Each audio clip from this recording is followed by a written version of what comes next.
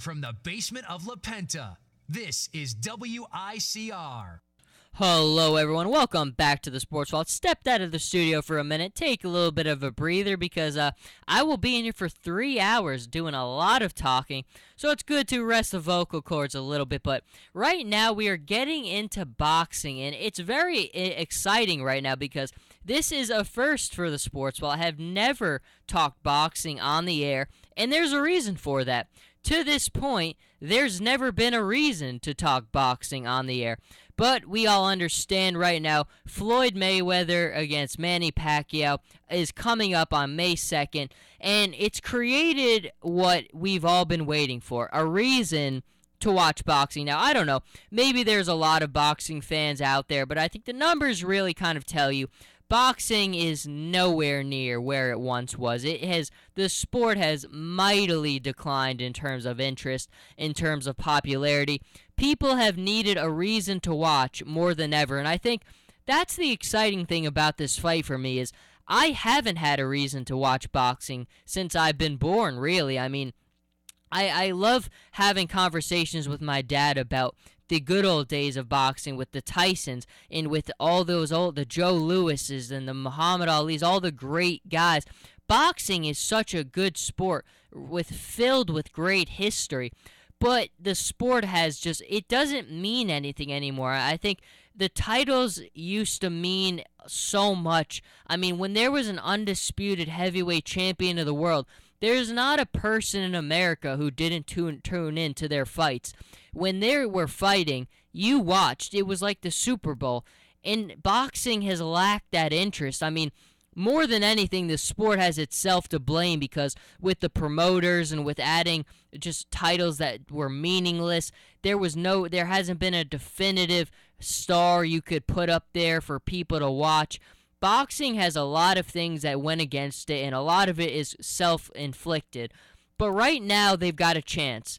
They've got a chance to recapture all the people who have never had any interest in watching because for this fight, what the records in terms of ratings we're going to see is going to be just earth-shattering. I guarantee you there's going to be people watching this fight who've never, ever taken any interest in boxing whatsoever. Because the two fighters that we've always been able to identify, even if we didn't really care about boxing, were Floyd Mayweather and Manny Pacquiao.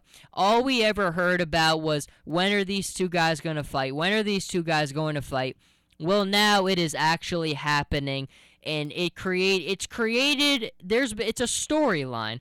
This is kind of a story right now between Floyd and between Manny. The two of them, probably the two most dominant boxers of this run, of this generation, and now we can finally say which one of them is the best of the best.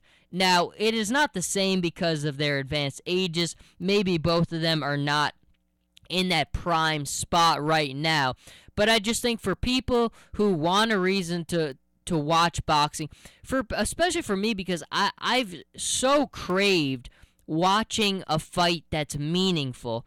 I watch the old stories of the Mike Tyson fights, and I listen to the stories of my dad, and just the excitement that surrounded these types of fights is something that is so captivating, something you haven't had for so long, and it's something I crave. It's something I want so badly.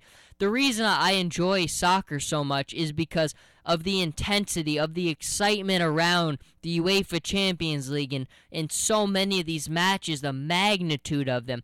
You just can't replicate that with anything else, and I think that's something that this match is going to have that we haven't seen in a really long time.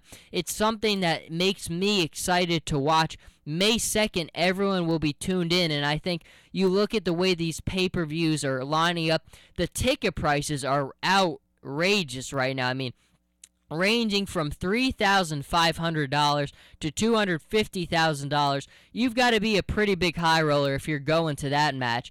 But I will certainly be buying the pay-per-view for the first time ever, really. I've never, I think that's the big thing that interests me more than anything is, and I hope anyone who watches this segment who hasn't been a big boxing fan, are you going to watch this fight?